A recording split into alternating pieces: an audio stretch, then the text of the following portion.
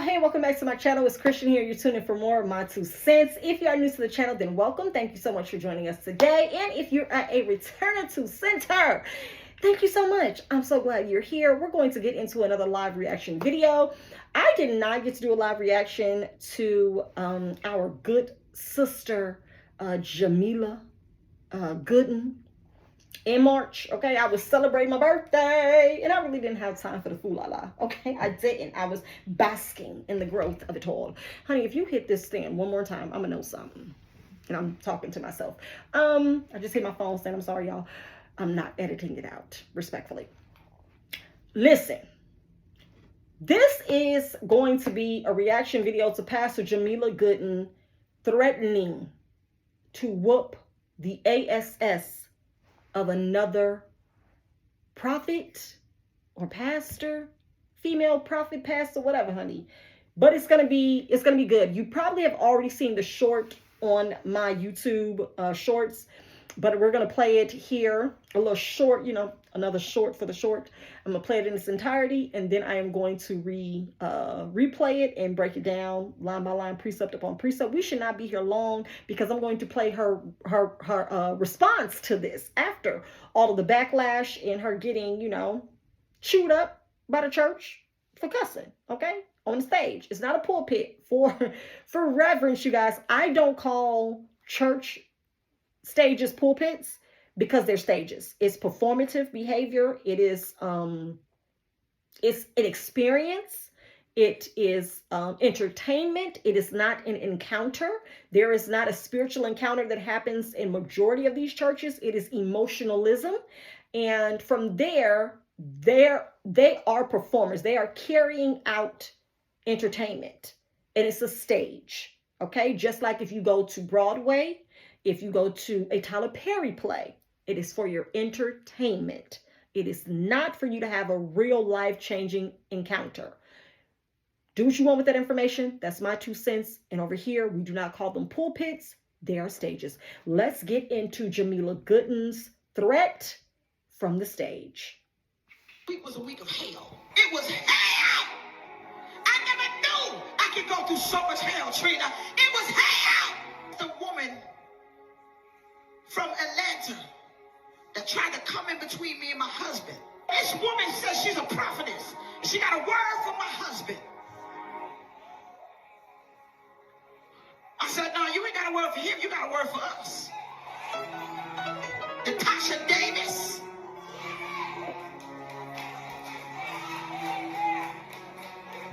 I told you, I'm not your typical first lady. This first lady fight. And if I catch you in the street, I warned you.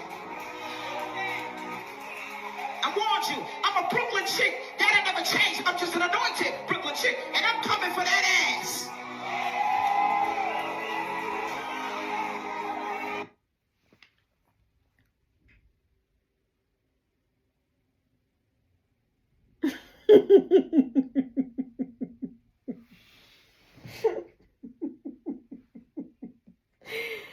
Whoo, child. I don't know what day this video gonna get posted on. I really don't. I know that today is Saturday and tomorrow is Easter Sunday.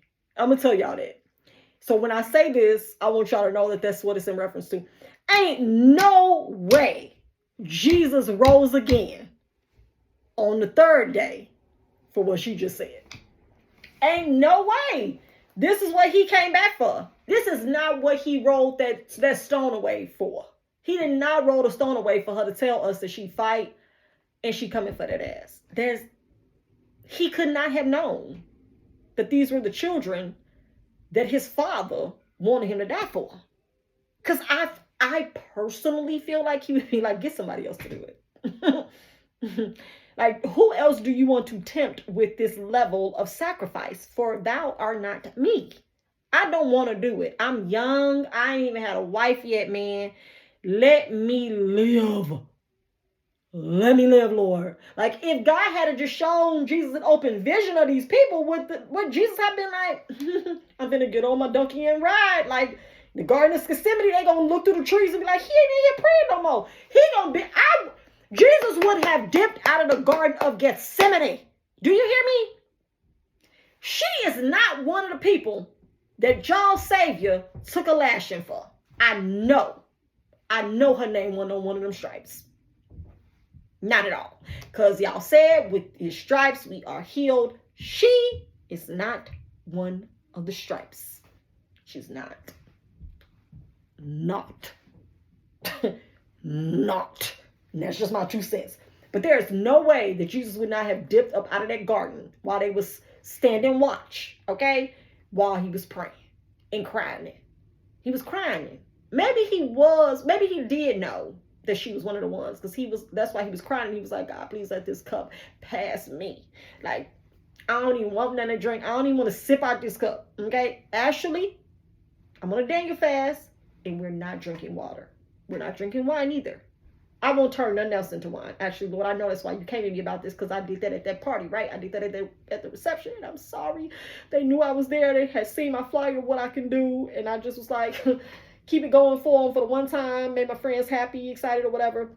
Because they was low and it was a cash bar, but they didn't want their people to leave, so I made it rain on them with wine. But now I thought about it. I'm sorry, Lord, I won't do it again. I don't want to die for these people's sins, because I've seen what they're gonna do in the future, and I feel like I should be able to live.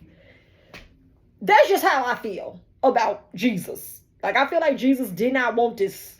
He did not want what she just did to happen, but it's still happening in his name. Leave him out of it. Let's get into this live reaction. It was a week of hell. It was hell. I never knew I could go through so much hell, Trina. It was hell. The woman from Okay. She's exclaiming that she went through hell, that she had a week of hell. It was hell. It was hell. She went through hell. I want to tell you guys something. There are things that happen in life that will definitely make you feel like you are experiencing hell on earth. And I want to tell you, this is my 2 cents. That is indeed what it is. It is hell on earth. That's why I watch some other videos, right, from me about what I believe about Satan and hell. I believe that the hell that the Bible speaks of and people talking about going to hell is literally here on earth. It is here now. Hell is nowhere, actually. I remember this from the book I read, Conversations with God. Heaven is nowhere, and hell is too. Hell is nowhere, heaven is nowhere. Now, here. Spell nowhere. Nowhere. N-O-W, now, here. Here. Your heaven on earth is what you're experiencing from day to day with things that happen in your favor, that you love, that you enjoy, the peace, the clarity, the fulfillment, the grace, the favor, the mercy, the kindness. That's heaven on earth, right? That's heaven. If it's prosperity, if it's growth, if it's love, if it's marriage, whatever your level of happiness is, that's your heaven on earth. And then your hell on earth, the opposite, right? Ain't no need for me to list those. You just know. So her saying that her week was hell, I can believe her. I can believe that her week was hell. But let me tell you something. I wonder if her week was hell before this happened with her husband, or if this was just the straw that made the camel's back go, I ain't doing it. I don't want to do it. I ain't walking off of grace no more. I ain't extending no more mercy. Hands rated E for everyone. I wonder if this woman was the straw for the camel's back that was like, not today. Satan, have your way. Like, don't test me, because the flesh is weak. Okay? And my spirit is willing. And my hands are ready. Like, I wonder if this was what made her week hell, or if her week was already hellish. And this was just a what the hell moment. Okay, let's keep going. That tried to come in between me and my husband. This woman says she's a prophetess. She got a word from my husband. Okay.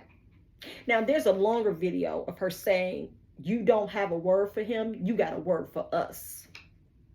Now, again, I have to say, as a married woman of 14 years, come this week, this Tuesday, this video probably will have already aired, but April 11th, honey, my 14th wedding anniversary, okay? Do the things. 14 years married. I don't know how long Jamila has been married to her husband, but let me tell you something. From wife to life, okay? Not from wife to wife, but from wife to life.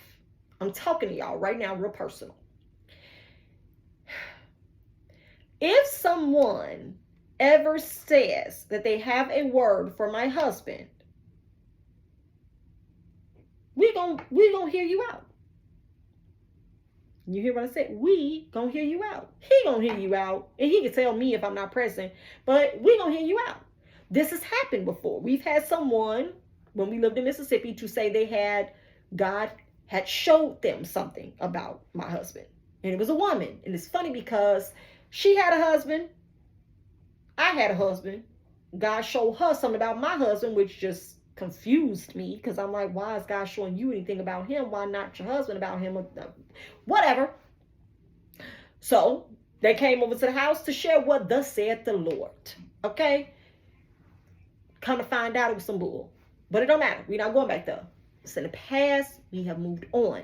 My point is, from wife to life, from wife to life, the position she's taking already is offensive, right? One that she don't trust the woman or the prophetess, or maybe she knows something about this woman from prior instances or engagement or reputation that precedes her, the woman, and she's like, oh no, baby, I know, I done checked your whole facts. There's no way you speaking into my man's life, okay?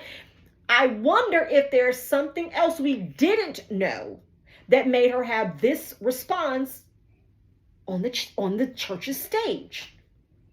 Because it's like, this wasn't public knowledge that this woman wanted to share a prophecy with your husband. So why did you then enlighten the rest of us at church? Could you have not have just said, no, baby, you're not going to call her? Or, yeah, whatever she wants to share with you, let's set up a Zoom call and, let's hear her out. We're in ministry, so if there's no harm, no foul, initially, what was the offensive stance from the beginning? You know what I'm saying? Like, was there something said where Jamila was made aware that her husband was attractive to this woman? Like, had this other prophetess said something to a mutual friend? Like, ooh, I like brother good and looking good. Okay? And I'm finna try to talk to him. But I'm going to start with thus saith the Lord first. Okay? Did you hear something through the grapevine that she thought your man was fine? What would make you have the initial position of she was trying to get with your husband as a pastor? I'm asking questions from wife to life. Because see, I don't think some of y'all be asking the right questions. Some people would just automatically say, well, what did your husband do? Why are you coming at her like this? I ain't even on him because I want to know her thought process that led her to get on the stage at church in front of people who didn't know this information, and then share it in a very controversial and confrontational manner when this woman wasn't in the room, first of all, and second of all, it didn't even happen. The woman didn't even have communication with your husband. So you're taking this stance off of a battery pack that's been put in your back, and we don't even understand it like that. We don't even know that critical thinking, this is where critical thinking comes in, right? What I'm doing right now is critical thinking. I'm not jumping to the conclusion that her husband has something to do with it. I'm not going to do that with him. You got the microphone, Jamila. You're doing this to yourself. So now we need more details. What do you know about her that made you take this stance and approach towards her if the conversation never happened and she's not even present? Okay. I said, no, you ain't got a word for him. You got a word for us. Natasha Davis. Okay, so she just said it. You ain't got a word for him. You got a word for us. I'm telling y'all right now that as a woman in business and as a woman in marriage, a woman in marriage, no, let's start here. As a woman, a mature woman, a secure woman, a mature woman, a secure wife, a secure woman, a mature business owner. There are things that do not offend me because of my level of maturity in those roles. I am a mature woman. I'm a mature woman. Okay? That trickles down to me being a mature wife. My husband has to have phone calls and conversations with women. What are we talking about? He has to be of service to female clients. What are we talking about? I am a woman. I have a business. I have to have communication with men, and he has to have communication with women in our line of business that we share together. Maturity. So there are things that happen. There are things that happen where I absolutely, positively do not question what's going on. Okay? Hey, what's going on, Marvin Gaye? I don't question. Because maturity, there's nothing that would send off a red flag for me based off of the things I just listed to you all. Here sounds like insecurity.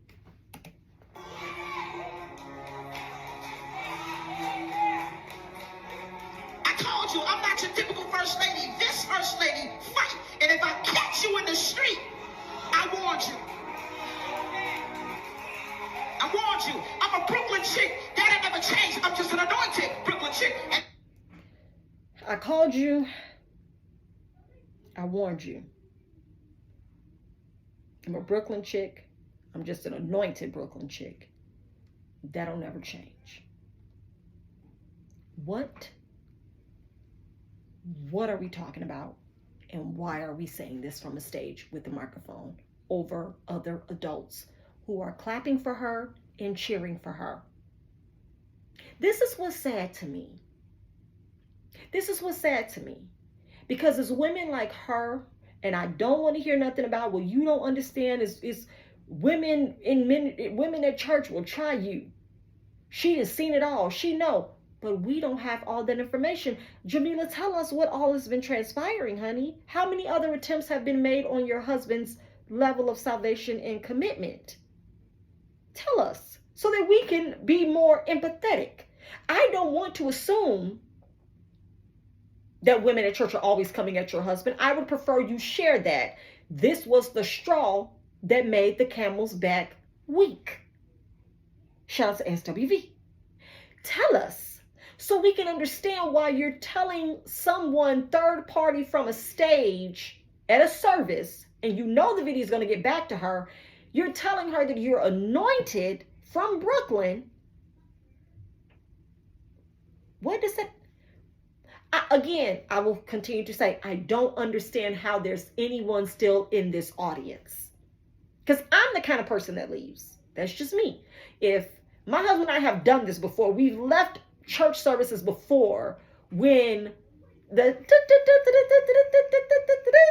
it wasn't adding up, we left. We've done it since we moved here to Texas. You can get in the service and things can be seeming all right, you know, like, okay. And then it's like, we don't want to be here. This ain't it. We're going to head out, okay? We've done that. If I was still in church, I would do it again if I was in any of these settings. You literally are threatening to fight another woman of God in front of churchgoers who despise confrontation or messiness or pettiness or confusion and strife, bitterness and resentment, malice and contempt. Right? They despise that in the world, but you're right in front of them at church. And they have their hands lifted and raised and pointing and egging you on. Hypocrisy for 400, Alex? Anyone? Let's get into her final statement, okay? Where she confirms what she's willing to deliver. No Uber Eats. Coming for that ass. It was the music in the background for me. It was the music in the background for me where they were literally giving her the chords. Don't give her no backup. Okay, I know y'all didn't want her to be out there alone. Don't give her no backup on the chords. Please stop. Jamila did not need no background on the chords. Now, what we're going to do next is give you guys the apology. We have to give you guys the anointed apology from Jamila Mayweather. Okay? Jamila Mayweather has something to say, and I am going to get to it. Oh my goodness. I don't know when y'all gonna get tired. I don't know. I ain't got it. I ain't got to get somebody else to do it. But let's go. Okay, so let me go run it back, and we're going to play her apology in full, and yeah, respond. I'm sorry. I keep forgetting to unmute this, y'all. Please forgive me. Okay. I am so sorry. I'm saying I'm sorry because it is a sacred death. And if anyone knows about the sacred places, I am familiar with them. My actions as a leader should not have taken the position behind the sacred death. I should have stood in the place as a leader. But what you saw was a wife. And I spoke as a wife. And it is okay to speak as a wife. But it is not okay to speak as a wife from an overseer's position in a sacred desk behind the sacred place. I am not blaming anybody. I am not doing anything but saying, I am sorry. I don't apologize. I'm sorry. I am so sorry that I spoke out of line. That is the bottom line. I was out of line. I spoke to many first ladies around the world, and they understood some of the stuff that I was going through, if not all of it. But there was a level of them that became relatable where I was as a wife. I am a wife first. I am a wife first. I am very human, and that doesn't negate the fact that I wear this position as overseer. I ask that you please forgive me, because that's what I've asked you for. Forgiveness. But before I even take communion, I had to make it right.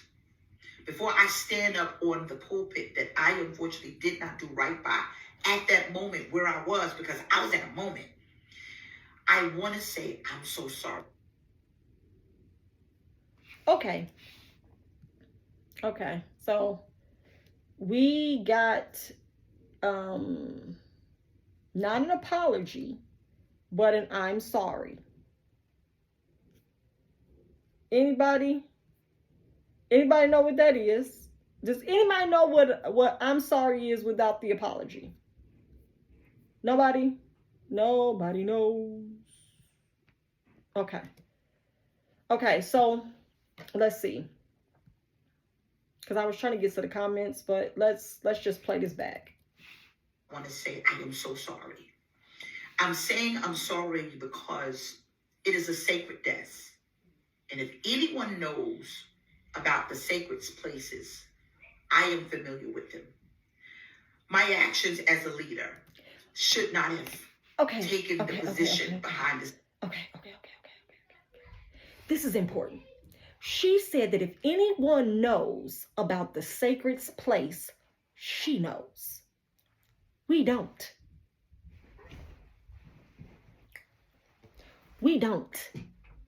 She does. She knows. She knew what she was doing. She made a conscious decision to turn the stage into a WWE wrestling match invitation.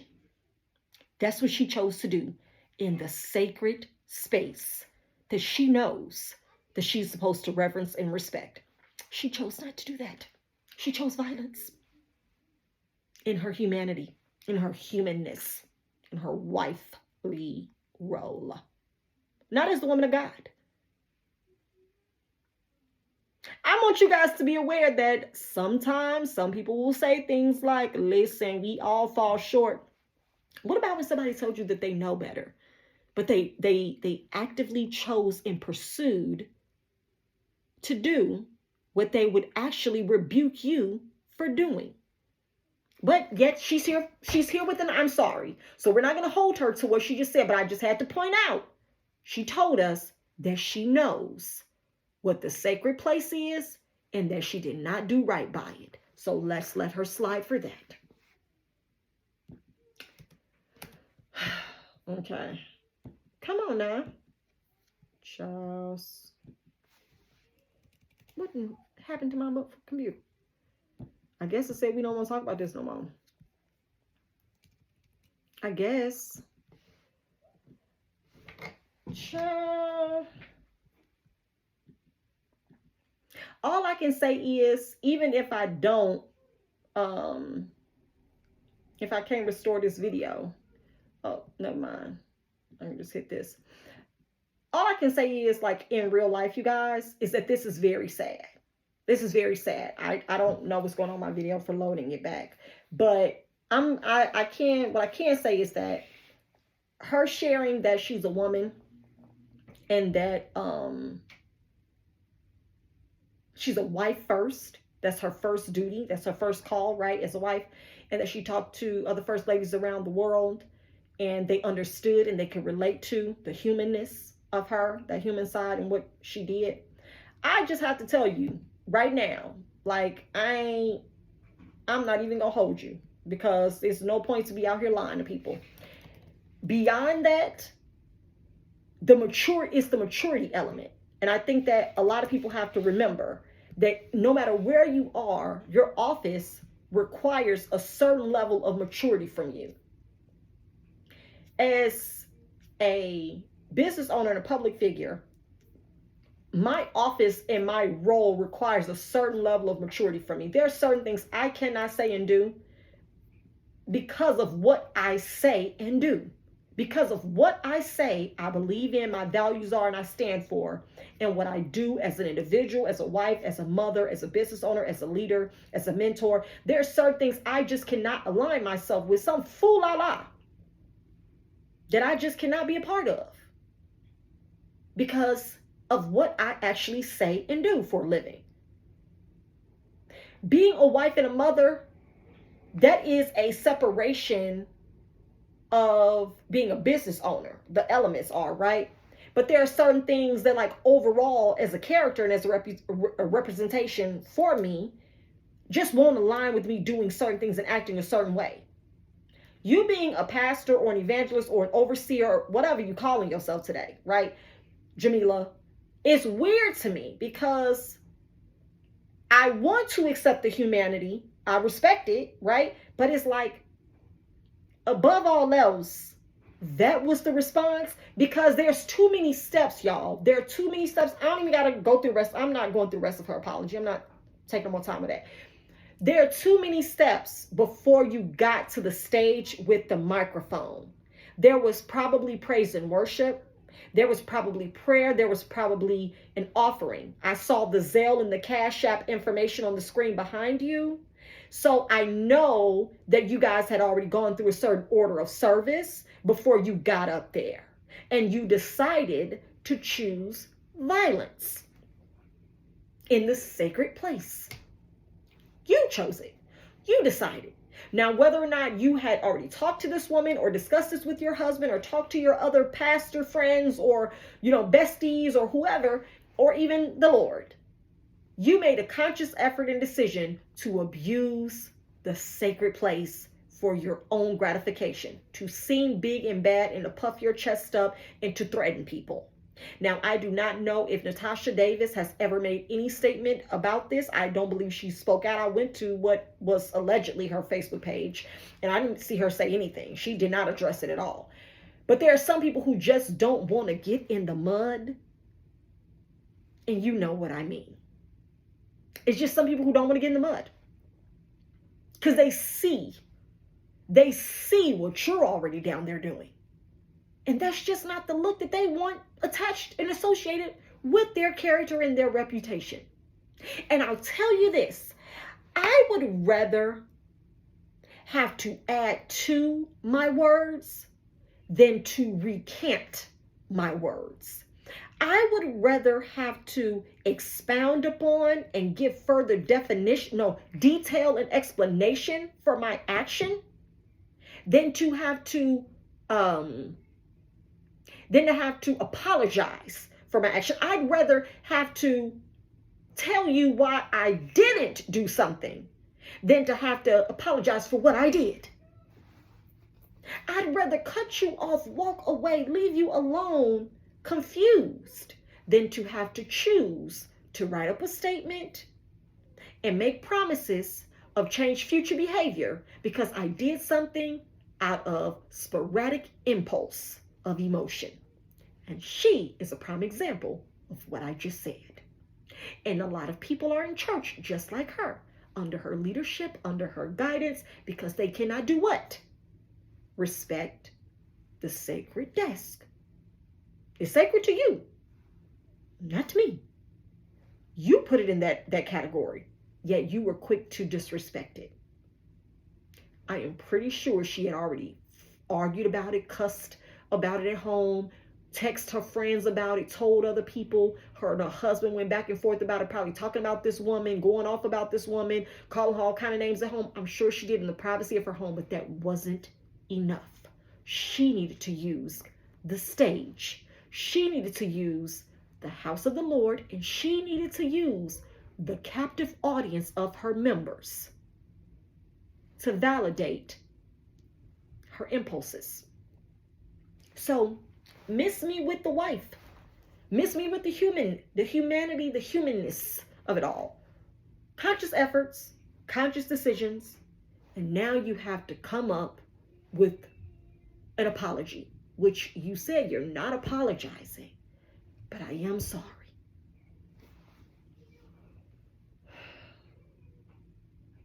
Okay. If y'all know what apologizing without, not apologizing but being sorry means, please tell me in the comments. I would love to play the words with friends game with you today. I'm going to carve out some time. I just am. I'm weary and well-doing. Okay. And I'm really hoping that I reap a harvest of blessings for not fainting during this video. Because what she said made sense to her. And that's the sad part. What she said was good enough for all of her followers. And that's the sad part. It made sense to have someone who's willing to fight you because you have a word for her husband. And again, if there's more details that we're missing, share them with us. If this woman has been out of order for a long time, tell us. If she's been sliding in the DMs, shout out to Yo Gotti, tell us. So that we can say, sis, I understand you wanting to, nuck if you buck, but you could have chose that violence down at the church's chicken. You didn't have to choose to use the actual church stage. Still, you don't get a pass to threaten to beat that ass. If you've enjoyed the video, comment down below, like it, subscribe to the channel. I would love to add you to my 2 cents crew because that's just what we do. I've enjoyed sharing my opinion on this video and I look forward to doing it on many more. Until next time, take care, be safe, and stay out of the sacred place. Bye.